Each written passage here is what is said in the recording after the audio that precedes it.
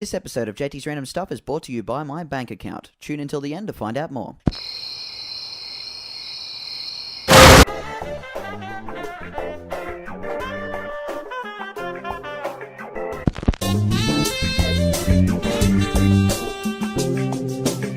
So, I was chilling in VR chat the other day and I was looking through the animated section in the Roots movie world, and I came across a movie I had not seen since I was a little kid. The sight of the poster brought me back to 2006 and gave me nightmares for literally months. This movie was Monster House. Monster House is a 2006 animated horror family film directed by Gil Keaton and stars Steve Buscemi, Jason Lee, Maggie Gyllenhaal, Napoleon Dynamite, that kid from that Disney show that no one remembers because he got a DUI, that kid, the one qualified to teach baseball, heard words, not mine, Jessica Rabbit, Paul Blart, and Nick Cannon. And I'm going to come right out and say it, I think this might be one of the most underrated Halloween films of... You know what? No.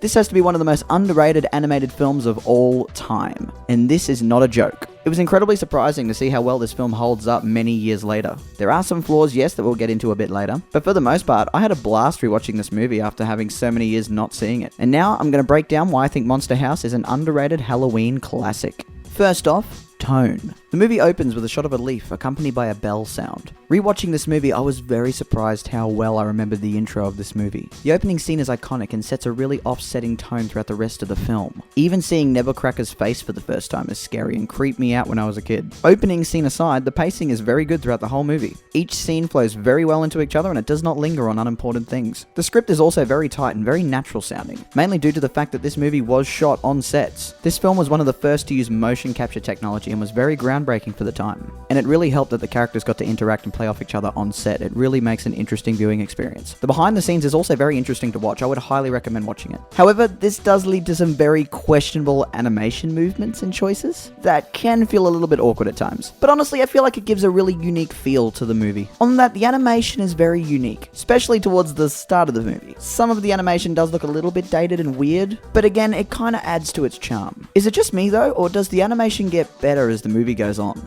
I don't know if that's the case, but that was just something I was thinking when I was rewatching the movie a couple of days ago. Also, most of the models are very curvy and almost look like driver parallel lines cutscenes. But honestly, it really works, because when the house starts to move and come alive, it's really sharp and jagged and it really feels like it does not belong in this world. It really makes it leap off the screen and stand out more. Also, I can't not mention how good the voice acting is in this movie. The actors really had to use their imagination while on set, and honestly, I think it really works. All of their performances are great. The standouts would have to be Kathleen Turner, who came out of retirement to be in this film. Not only is she great as Constance, but she is really great as the house too. That's right, she actually walked the house and did the roars, which they then mixed with sounds of houses being destroyed.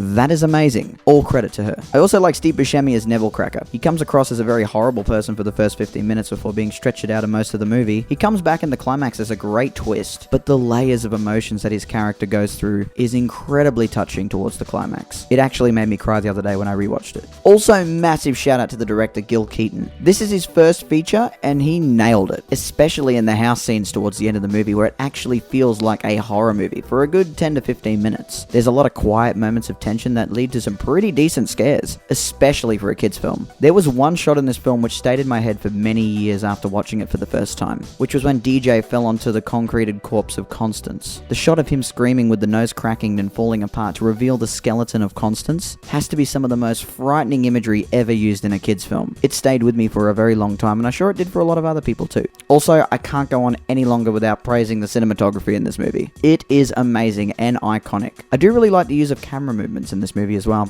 I think the best example of this is when DJ watches Nebelcracker being placed in the back of the ambulance. As the ambulance drives away, the camera stays with the ambulance as it drives away, watching DJ's reflection getting smaller and smaller in the window. It is another amazing shot in this movie and creates a very unique feel that I don't think I've ever seen in any other film. Also, this movie has some legit good jump scares.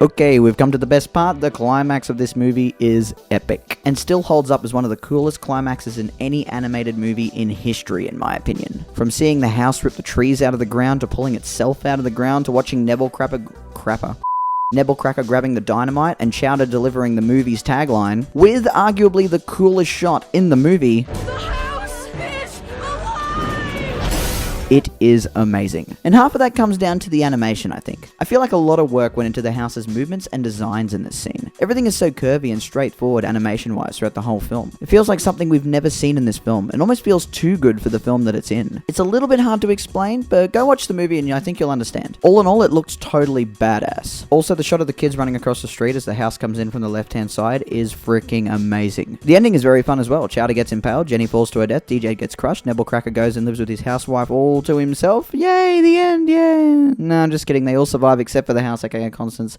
And they all live happily ever after, which leads to my biggest problem with the film. The movie makes it seem like a lot of people have died throughout the movie, including a bloke trying to get his kite back, a couple of coppers, and a dog. However, at the end of the film, it's revealed that they all survived, and I feel like it's a really cheap way out. It does feel like the movie only did this just to avoid an M rating. Instead, only a woman gets crushed and suffocated under some concrete. I mean, that's only warranted for a PG rating, am I right? Also, nobody hears the climax? Like, nobody? No neighbors or police? I mean, like, the babysitter has a car, the police have a car, the parents have a car, Jenny's mum has a car, but besides that, where are the cars in this street? Where are the people in this neighborhood? It's a nitpick, I know, but it's something that needed to be addressed.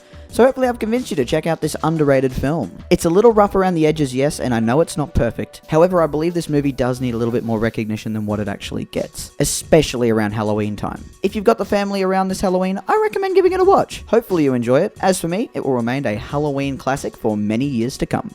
As for me, I'm going home to make a pretzel sandwich!